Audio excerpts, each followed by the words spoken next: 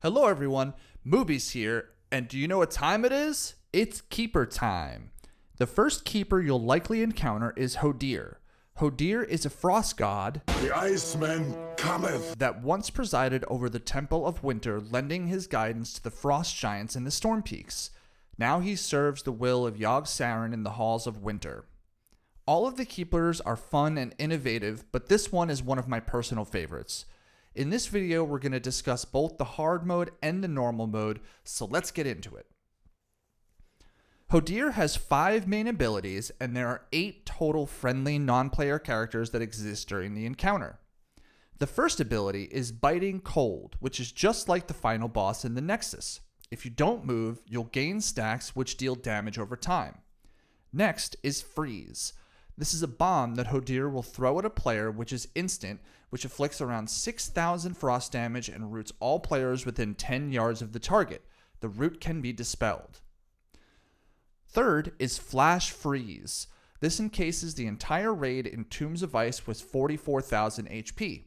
Kills already frozen targets. Flash Freeze has a 9-second cast time and can be negated by standing in a snowdrift spawned by icicles. He also has Icicle. This is a random area of effect that deals 14,000 frost damage to anyone that gets hit by it and knocking them back. During Flash Freeze, larger icicles will drop, leaving snowdrifts. Finally, Hodir casts Frozen Blows. This reduces his physical damage by 70%, but increases his frost damage. His attacks will do about 40,000 frost damage per attack for 20 seconds. He'll also pulse an AoE damage every 2 seconds for 4,000 damage each tick. Now, let's talk about the friendly NPCs. You have 4 different classes and 2 of each: Druid, Shaman, Mage, and Priest. I won't list all their names here, but I will in the description for the Alliance and Horde NPCs. Here is what each class will do. Druids attack with Wrath and cast Starlight, which leaves a beam that increases ranged attack and casting speed by 100% while in the light. Shamans attack with Lava Burst and cast Stormcloud, which allows the affected player to buff 6 allies with Storm Power, which increases critical strike damage by 135% for 30 seconds.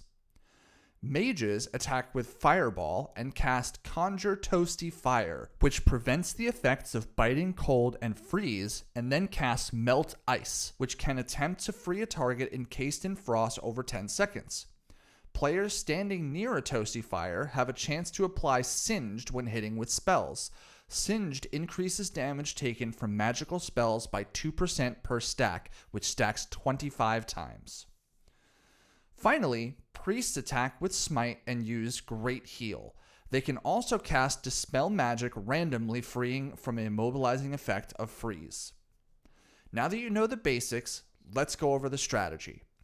The strategy between normal mode and hard mode don't differ very much.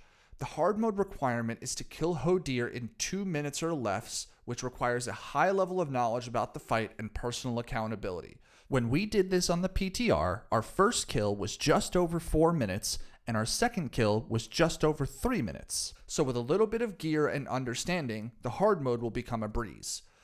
You'll want a different kind of raid composition for this fight. We recommend 1 tank, 2 to 4 healers, and a caster heavy DPS comp, while still getting all the buffs you can.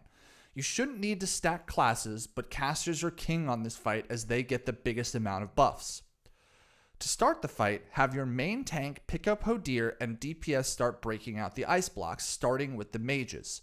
Your tank should bring the boss to the back left of the room, which will drag the friendly NPCs to the middle of the room, trying to chase him.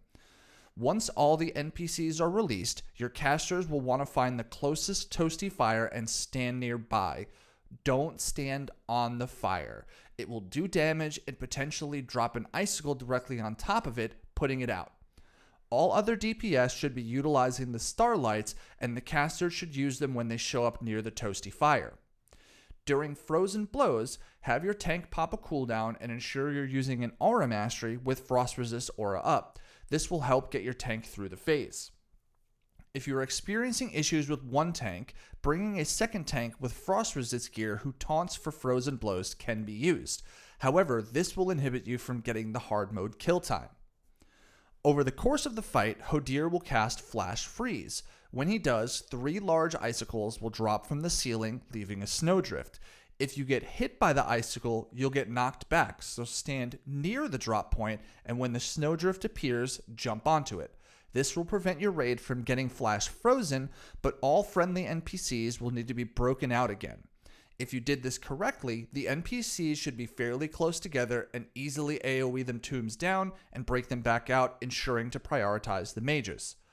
The final piece to manage is the Storm Cloud. This is the buff that can be spread to 6 allies around you. It may look like something you want to run out of. Don't. Run towards other players, give them the buff, it will only help you. Successful kills on hard mode will utilize all of the buffs available and requires 270,000 raid DPS to complete. Some guilds were able to do it on the PTR with Nax gear, so it's likely this boss won't get touched. Keeping the Singed buff up from casters casting near Toasty Fire is critical to success. Once it reaches max stacks, it should never drop off the boss again, even during Flash Freeze. Spreading the storm clouds quickly while still DPSing is incredibly important, and there still is a fair bit of RNG on the starlight beams, which can help or hurt your hard mode attempts. There isn't a set strategy to go faster or hit that DPS requirement except understanding the boss mechanics and how each one helps your specific class. If your entire raid understands this, you'll be killing this boss faster than you can ever imagine. Good luck, and I'll see you next time.